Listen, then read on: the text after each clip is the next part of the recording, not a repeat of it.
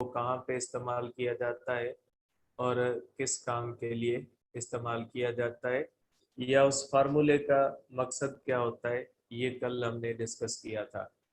तो potential energy का जो फार्मूला mgh था, उसके लिए 2-3 पॉइंट्स बहुत ही इंपॉर्टेंट हमने डिस्कस की थी।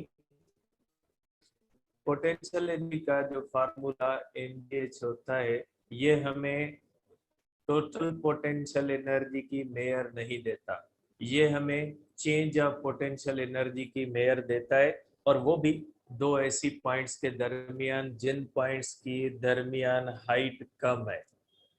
तो हाइट अगर 2 पॉइंट्स के दरमियान कम है तो उसके अंदर ग्रेविटी यूनिफॉर्म रहती है, और आप फार्मूला इस्तेमाल कर सकते हैं mgh, और mgh फार्मूला इस्तेमाल करके आप चेंज ऑफ पोटेंशियल एनर्जी को फाइंड कर सकते हैं। और इसके अंदर हमने ये भी पढ़ा था कि ये रिलेटिव पोटेंशियल एनर्जी का फार्मूला है। रिलेटिव फार्मूले का मकसद है कि ये फार्मूला जो हाइट इस्तेमाल करता है, ये with reference of surface of अर्थ इस्तेमाल करता है। तो हमने पोटेंशियल एनर्जी का जो फार्मूला mgh पढ़ा था, ये formula above the surface of अर्थ दो स्मॉल हाइट्स के लिए या एक स्मॉल हाइट के लिए पोटेंशियल एनर्जी का डिफरेंस मेयर करके देता है।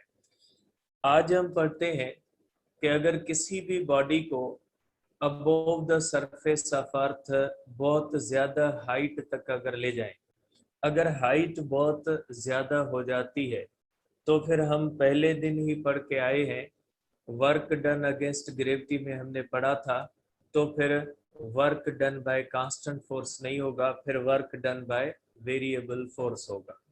ठीक है, तो आज हम इस फार्मूले को डिस्कस करेंगे कि अगर किसी भी बॉडी को अबोव द सरफेस ऑफ अर्थ बहुत ज्यादा डिस्टेंस तक ले जाएं, अगर ज्यादा डिस्टेंस ज्यादा हाइट तक ले जाएंगे तो उनके बीच में ग्रेविटी यूनिफॉर्म नहीं रहेगी, और ग्रेविटी अगर यूनिफॉर्म नहीं रहेगी तो हम उनके दरमियान देखते हैं कि पोटेंशियल एनर्जी को कैसे कैलकुलेट किया जाता है। ठीक है, तो आज हम करते हैं, पहले मैं वो लास्ट वाली एक पॉइंट लिख लेता हूं, उसके बाद हम करते हैं।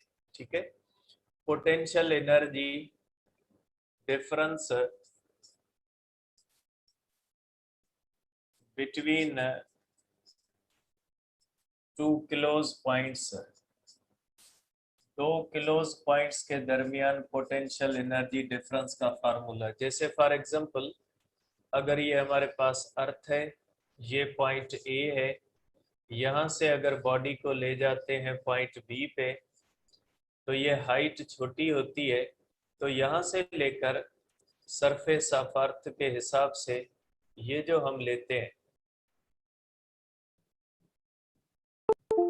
ठीक है, इस तरह से जो हम लेते हैं, ये हाइट फाइनल है, तो पोटेंशियल एनर्जी का डिफरेंस हो जाता है इज इक्वल टू mgh। आज हम करते हैं कि potential energy difference between two far points,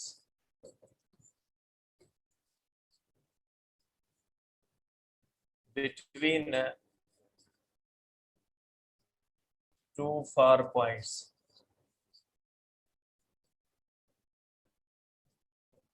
दो दूर की पॉइंट्स के दरमियान पोटेंशियल एनर्जी डिफरेंस जो है वो कैलकुलेट करना है। 2 क्लोज पॉइंट्स के दरमियान हमने पढ़ा था, 2 क्लोज पॉइंट्स के दरमियान potential difference, potential energy difference होता है mgh के इक्वल। अब हम देखेंगे कि जो दूर की पॉइंट्स हैं जिनके दरमियान ग्रेविटी यूनिफॉर्म नहीं रहती, तो अब उनके दरमियान हम देखेंगे कि उनके दरमियान पोटेंशियल एनर्जी डिफरेंस कितना होगा। सपोज करें ये हमारे पास है अर्थ,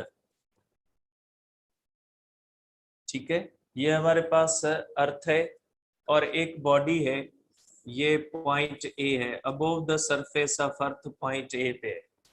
ठीक है, अब इसको मैं पॉइंट ए से लेके जाता हूं पॉइंट बी तक, और पॉइंट ए से बी के दरमियान हाइट का डिफरेंस ज्यादा है, और आपको पता है कि अगर ए और बी के दरमियान हाइट का डिफरेंस ज्यादा होगा तो पॉइंट ए पे ग्रेविटी स्ट्रांग होगी, और पॉइंट बी पे ग्रेविटी वीक होगी, क्योंकि आपको पता है कि gravitational force inversely proportional to the square of the distance है।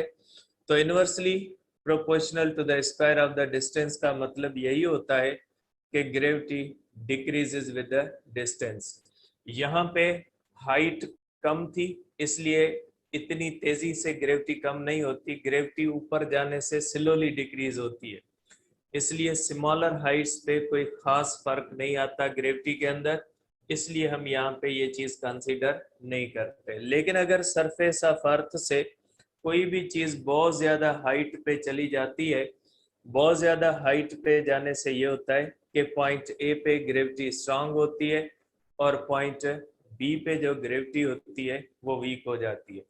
तो इसका मतलब ये हुआ कि अगर पॉइंट ए टू बी हम जाएंगे और उनके दरमियान अगर हाइट जो है ये बहुत ज्यादा है, ये हाइट जो है इनके दरमियान ज्यादा है, तो हम कहेंगे ये work done by variable force हो जाएगा, क्योंकि इसी को work done by variable force कहा जाता है। जैसे जैसे हम बॉडी को ऊपर लेते जाएंगे ग्रेविटी कम होती जाएगी, means work done by variable force हो जाएगा। तो यहाँ पे हमें वेरिएबल फोर्स लगानी पड़ेगी, क्योंकि हम बॉडी को विद द यूनिफॉर्म वेलोसिटी लेके जा रहे हैं, और यूनिफॉर्म वेलोसिटी के लिए ज़रूरी है कि जितना वेट हो उतनी ही अप्लाइड फोर्स हो, और जैसे जैसे बॉडी ऊपर जाती जाएगी वेट कम होता जाएगा, तो हमें अप्लाइड फोर्स भी कम करनी पड़ेगी, क्योंकि हमने बॉडी को मूव करवाना है विद द यूनिफॉर्म वेलोसिटी। इसलिए ज़रूरी है, इसलिए इस बात के लिए ज़रूरी है कि ये work done by variable force consider किया जाए। तो पहली बात ये होती है कि अगर सरफेस ऑफ अर्थ से किसी भी बॉडी को ज्यादा हाइट पे ले जाएं तो ये work done by variable force हो जाता है। ठीक है, आप इसको इस तरह से लिख सकते हैं कि वर्क, पहली बात ये होती है इफ एच का मकसद होता है ये इन दोनों के दरमियान ये जो हाइट होती है, दोनों पॉइंट्स ए और बी के दरमियान ये जो हाइट होती है इसको कहा जाता है comparable to radius of earth. ज्यादा हाइट को कहा जाता है comparable to radius of earth. ये रेडियस ऑफ अर्थ से कंपेरेबल है, जबकि ये जो हाइट होती है इसको कहा जाता है less than radius of earth. ठीक है, ये comparable to the radius of earth होती है, ये less than radius of earth होती है। तो आप कहोगे कि if h is comparable to radius of earth then work done between two points between these 2 points is considered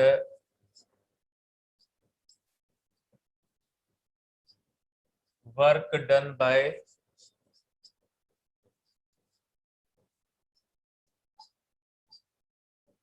variable force।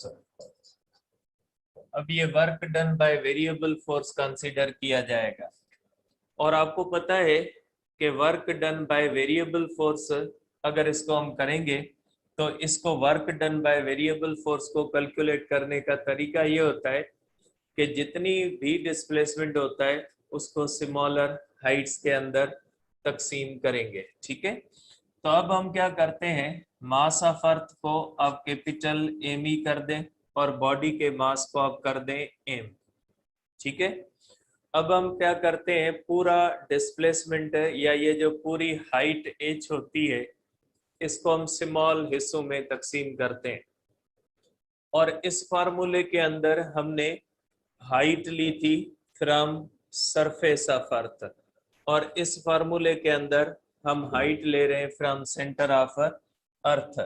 ठीक है, तो इसको मैं बनाता हूं यहाँ पे कि ये सेंटर ऑफ अर्थ है, पॉइंट ए की जो हाइट है इसको आप कह सकते हैं आर ए, या आप इसको कह सकते हैं R1। इस पॉइंट को ए भी कहा जाता है या इस पॉइंट को 1.b कहा जाता है। ठीक है, अब हम क्या करते हैं, इस पूरे डिस्प्लेसमेंट को तकसीम करते हैं स्मॉल हिस्सों में, क्योंकि work done by variable force को कैलकुलेट करने का तरीका यही होता है कि आप पूरे डिस्प्लेसमेंट को तकसीम कर दे स्मॉल हिस्सों के अंदर। अब हर एक का डिस्टेंस मैं यहाँ पे बनाता हूँ। देखिए ये पॉइंट 2 है, ये पॉइंट आपके पास 2 है, ये 3 है, ये 4 है, 5 है, 6 है, या इस तरह से एन कर दें इसको। ठीक है, और ये पॉइंट जो है ये एन है, मैंने यहाँ पे बना दिए N point.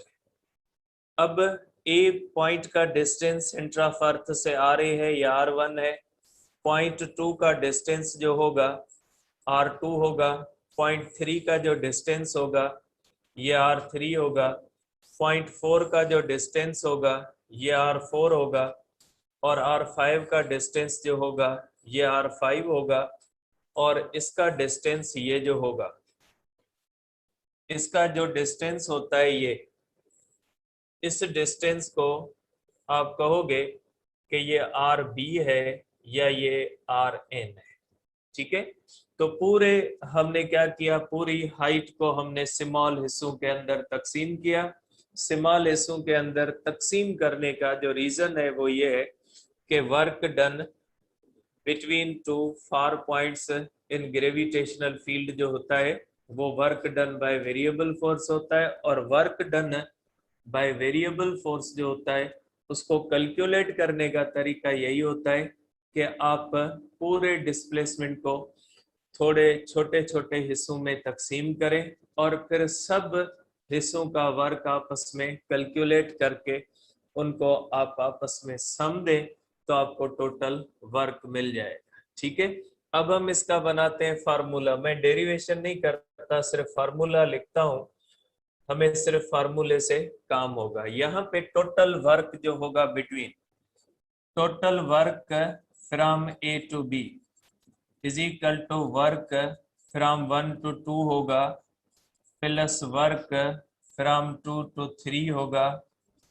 Plus work from 3 to 4 होगा, plus up to work from second last point n-1 to n होगा। सब वर्क्स को आपस में सम देंगे जिस तरह से work done by variable force के अंदर हमने कैलकुलेट किया था। और यहाँ पे जो पोटेंशियल एनर्जी की चेंज होगी, ए से बी तक पोटेंशियल एनर्जी की जो चेंज होगी ये बराबर होगी निगेटिव ऑफ वर्क के, क्योंकि पोटेंशियल एनर्जी की चेंज होती है निगेटिव ऑफ वर्क, या वर्क होता है निगेटिव ऑफ पोटेंशियल एनर्जी।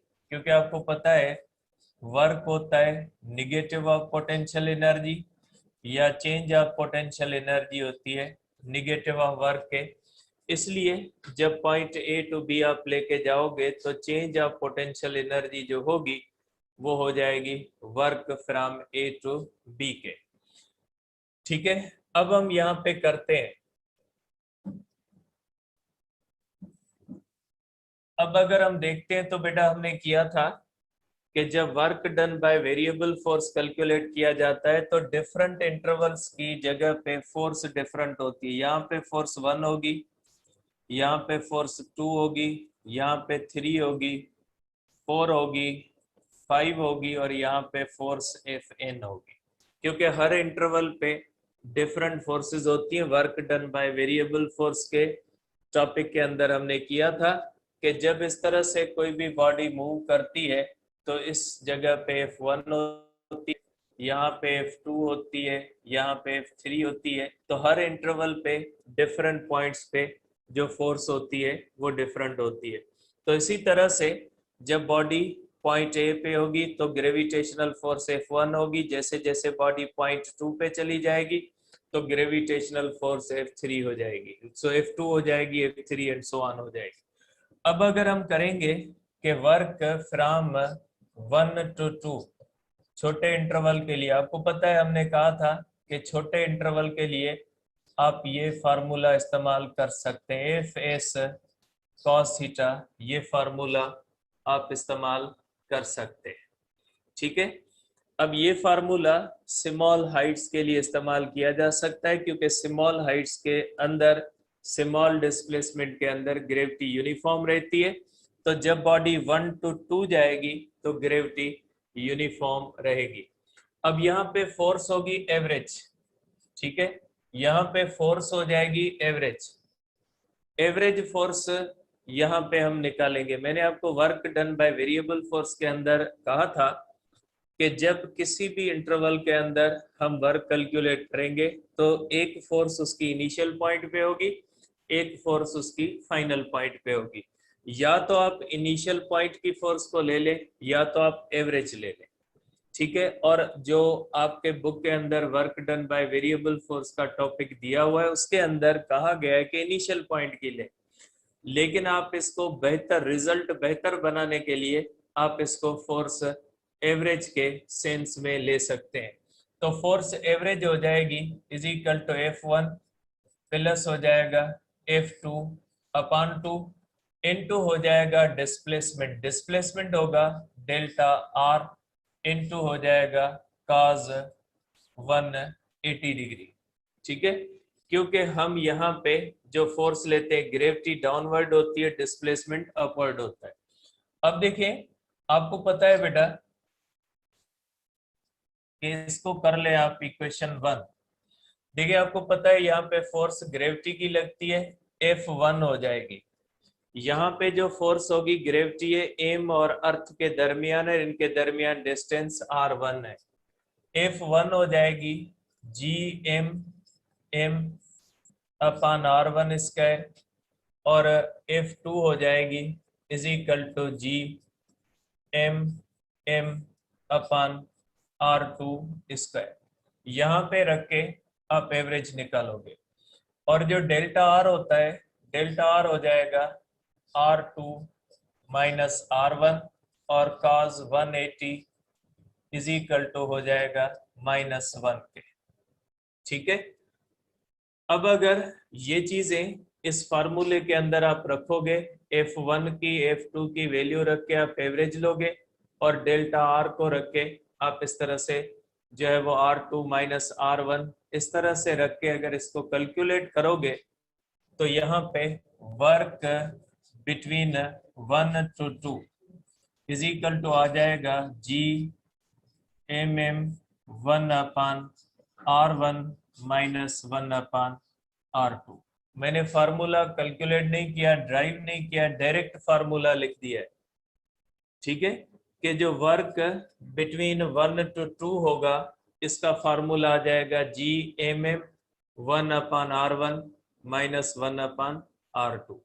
इसी तरह से अगर आप कैलकुलेट करोगे work from 2 to 3 is equal to GM 1 upon R2 minus हो जाएगा 1 अपान R3।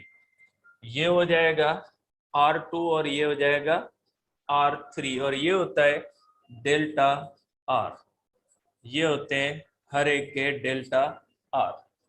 अब इसी तरह से अगर आप वर्क निकालोगे from 3 to 4 is equal to हो जाएगा GM 1 अपान R3 माइनस 1 अपान R4 इस तरह से निकालोगे और बिल्कुल इसी तरह से अगर इसको आप कर लोगे, ठीक है, इस तरह से अगर आप कर लोगे तो वर्क फ्रॉम, ठीक है बेटा।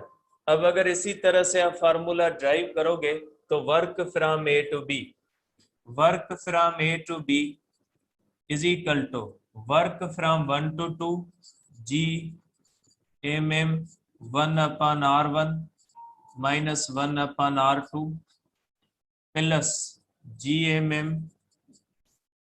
1 upon R2 minus 1 upon R3 plus इस तरह से हो जाएगा work from N minus 1 to N।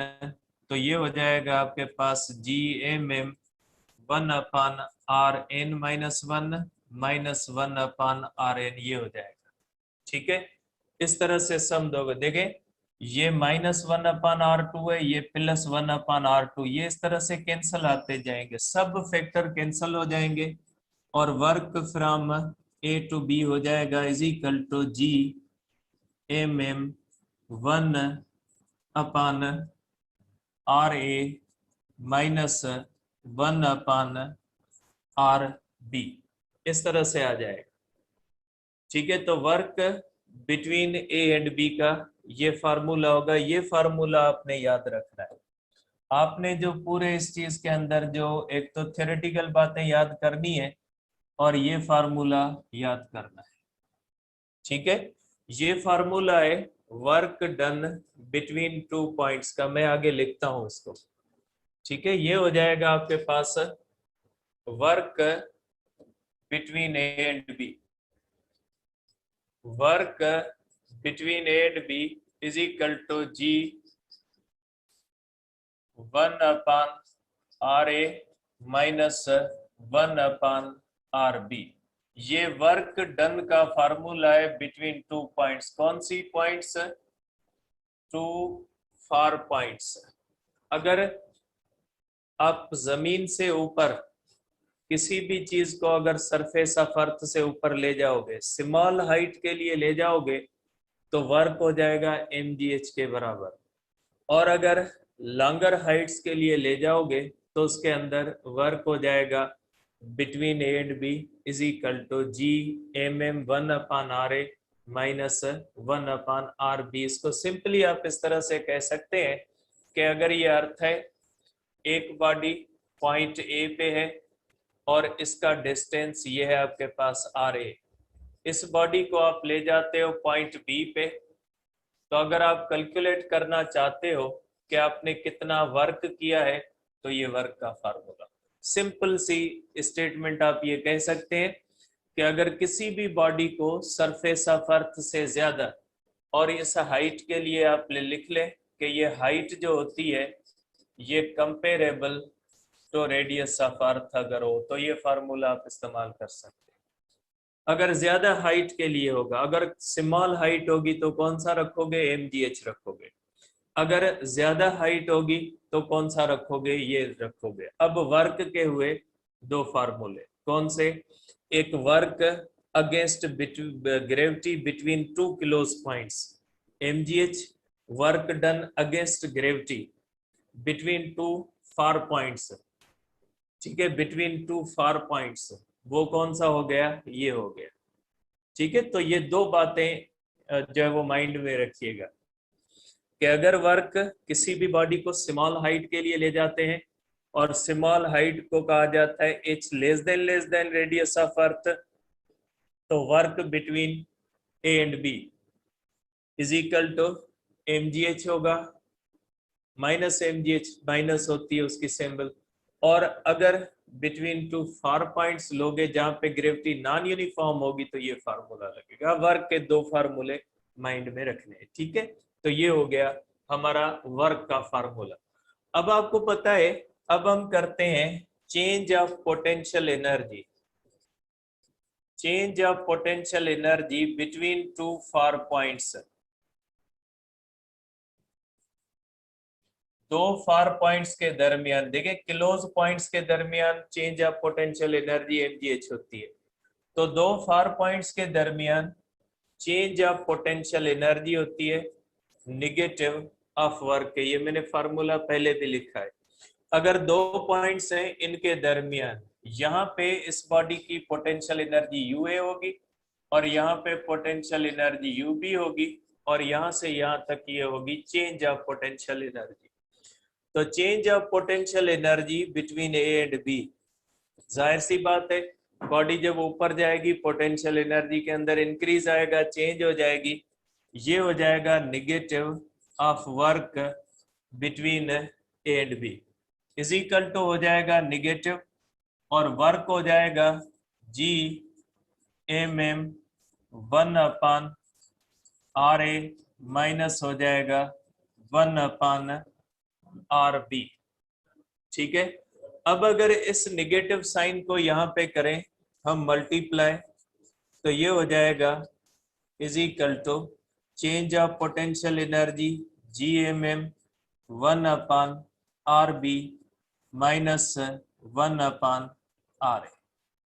ये आ गया चेंज ऑफ पोटेंशियल एनर्जी का फार्मूला। ठीक है, चेंज, ये वर्क का फार्मूला है और ये किसका है, चेंज ऑफ पोटेंशियल एनर्जी का है। तो ये आपके पास फार्मूला आ गया चेंज ऑफ पोटेंशियल एनर्जी का फार्मूला। मैं इसको यहाँ पे, ये भी फार्मूला आपको याद करना है बेटा। ये चेंज ऑफ पोटेंशियल एनर्जी का फार्मूला है और ये याद रखिएगा कि ये फार्मूला है बिटवीन टू फार पॉइंट्स,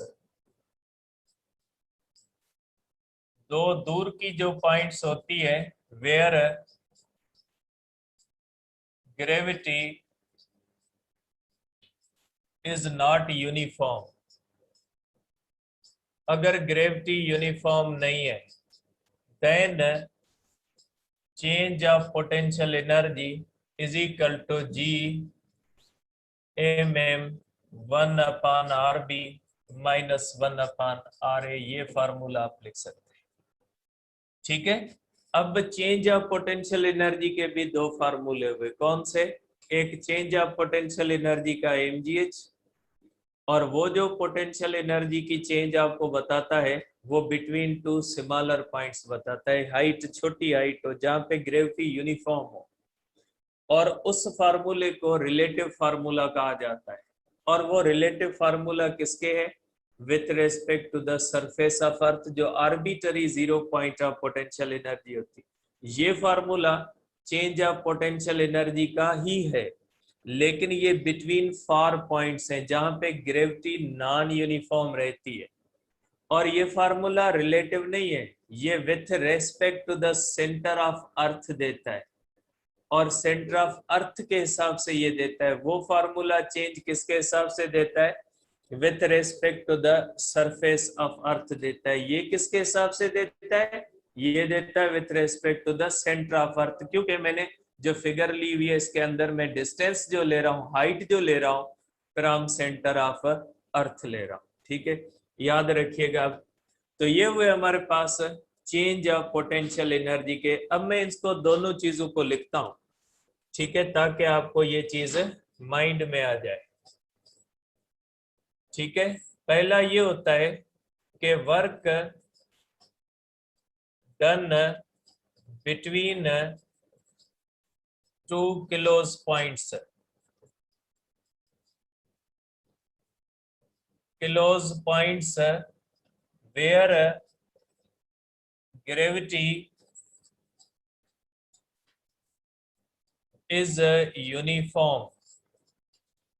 तो वर्क किसके बराबर हो जाता है, वर्क हो जाता है माइनस mgh के बराबर।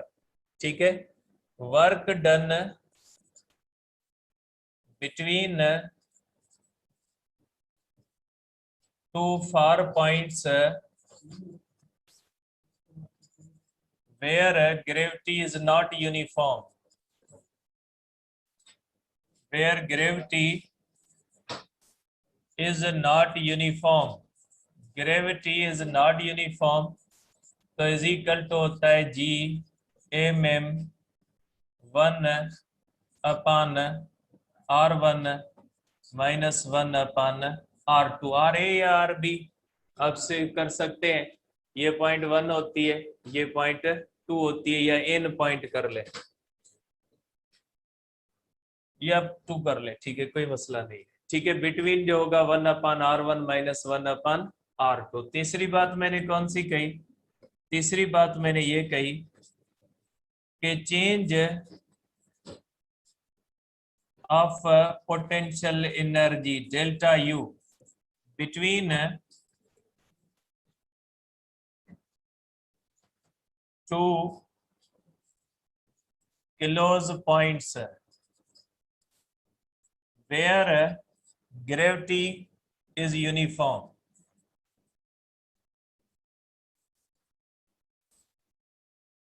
ग्रेविटी इज यूनिफॉर्म, तो वहां पे चेंज ऑफ पोटेंशियल एनर्जी होगी mgh। ठीक है, और चौथी पॉइंट होगी change of potential energy where between to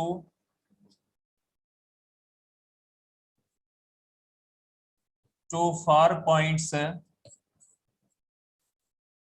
where gravity is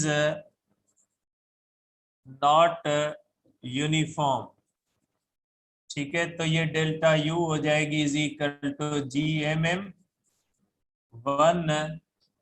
1/r2 minus 1/r1 ये हो जाएगा। ठीक है, वर्क और चेंज ऑफ पोटेंशियल एनर्जी में फर्क ये कि वर्क के अंदर ए पहले आता है बी बाद में आता है, इसमें बी पहले आता है और ए बाद में। ये 4 पॉइंट्स हैं, ये आपको माइंड में रखनी है। ठीक है, 4 ये हुई। अब आ जाते हैं हम एब्सोल्यूट पोटेंशियल एनर्जी पे। एब्सोल्यूट का मकसद क्या होता है? एब्सोल्यूट का मकसद होता है टोटल। पहले आप एब्सोल्यूट को समझ लें, उसके बाद फार्मूला आप सिंपल हो गया, मसला नहीं है। देखिए, आप सेल्सियस स्केल के अंदर जब टेम्परेचर लेते हो तो वो डिफरेंस ऑफ टेम्परेचर होता है। जब आप बॉडी का टेम्परेचर 37 डिग्री कहते हो तो इसका मकसद है बॉडी के टेम्परेचर और आइस के टेम्परेचर के दरमियान 37 डिग्री सेल्सियस का फर्क है। आप ये नहीं कहेंगे कि बॉडी के अंदर है ही 37। ये कॉन्सेप्ट अगर किसी के माइंड में तो निकाल दे। सेल्सियस स्केल रिलेटिव स्केल है और वो हमेशा टेम्परेचर मेयर करता है with reference of temperature of ice. Celsius अगर कहता है कि किसी भी बॉडी का temperature in human normal human body का टेम्परेचर 37 डिग्री सेल्सियस है, इसका कतई मतलब ये नहीं होता कि बॉडी का टेम्परेचर ही 37 डिग्री। इसका मकसद है कि बॉडी के अंदर आइस के और बॉडी के टेम्परेचर का डिफरेंस 37 है। जैसे mgh का फार्मूला क्या कहता है कि जमीन सरफेस ऑफ अर्थ से अब पोटेंशियल एनर्जी इतनी चेंज हो गई। ये भी फार्मूला नहीं कहता कि टोटल इतनी हुई, ये कहता है सरफेस ऑफ अर्थ से इतनी हाइट पे हो गए, सरफेस ऑफ अर्थ के मुकाबले में इतनी बढ़ गई। ये कतई नहीं बताता कि ये टोटल एनर्जी है। इसी तरह से सेल्सियस स्केल डिफरेंस बताता है।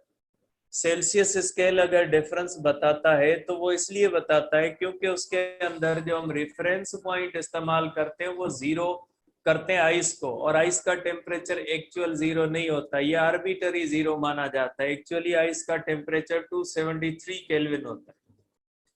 और जब हम टेम्परेचर मेयर करते हैं केल्विन में तो केल्विन इस्तेमाल करता है एब्सोल्यूट जीरो। और एब्सोल्यूट जीरो एक ऐसा टेम्परेचर है जहां पे किसी भी बॉडी का टेम्परेचर एक्चुअली जीरो होता है।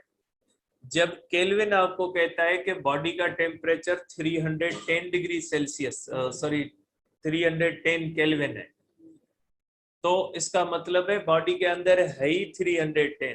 वो डिफरेंस नहीं बताता, केल्विन स्केल डिफरेंस नहीं बताता। केल्विन स्केल कहता है बॉडी का टेम्परेचर 310 केल्विन है, तो वो आपको टोटल बताता है कि भाई आपकी बॉडी के अंदर एवरेज ट्रांसलेशनल काइनेटिक एनर्जी की सेंसेशन इतनी आ रही है, तो उसको एब्सोल्यूट कहा जाता है। एब्सोल्यूट हमेशा, एब्सोल्यूट का मकसद है टोटल कितनी है। टोटल हमेशा जीरो के रेफरेंस से मेयर किया जाता है। जैसे फॉर एग्जांपल मेरे पास, मैंने आपको पहले भी एग्जांपल दिया था कि मेरे पास 10 रुपए हैं, मैंने कहीं और से 10 रुपए लिए तो चेंज पैसों की हुई 10 रुपए, लेकिन टोटल हुए 20 रुपए। और 20 रुपए किस लेवल से होंगे? 0 से लेकर 20 तक। 0 और 20 के दरमियान डिफरेंस टोटल हुआ, 10 और 20 के दरमियान चेंज हुई। ठीक है, तो सेल्सियस स्केल जो होता है वो आइस के टेम्परेचर और बाकी टेम्परेचर के अंदर डिफरेंस लेता है। वो जीरो नहीं आइस का, लेकिन केल्विन किसके दरमियान डिफरेंस लेता है? जीरो, एक्चुअल जीरो से डिफरेंस लेता है, तो वो एब्सोल्यूट बनता है। ठीक है, तो अभी तक हम जो पोटेंशियल एनर्जी के फार्मूले पढ़े हैं, वो दोनों फार्मूले जो हमने पढ़े हैं वो दोनों के दोनों फार्मूले डिफरेंस ऑफ पोटेंशियल एनर्जी के फार्मूले। एक difference of potential energy with respect to the earth between two close points, और दूसरा difference of potential energy between two far points with respect to the centre of earth है। और centre of अर्थ भी zero potential energy point नहीं है। Potential energy वहां पे zero होगी जहां पे ग्रेविटी जीरो होगी। मैंने कल आपको कहा था कि जहां पे नेट फोर्स जीरो होती है वहां पे पोटेंशियल एनर्जी जीरो नहीं होती। सेंटर ऑफ अर्थ पे नेट ग्रेविटी जीरो होती है, सेंटर ऑफ अर्थ पे भी पोटेंशियल एनर्जी जीरो नहीं होती। ठीक है, पोटेंशियल एनर्जी जीरो होती है इन्फिनिटी पे। तो अगर इन्फिनिटी के हिसाब से हम किसी भी बॉडी की टोटल पोटेंशियल एनर्जी देखें तो उसको एब्सोल्यूट पोटेंशियल एनर्जी कहा जाएगा। अब इसका फार्मूला कहते हैं absolute potential energy. Absolute potential energy U, absolute potential energy, potential energy, potential energy is zero at infinity। ठीक है,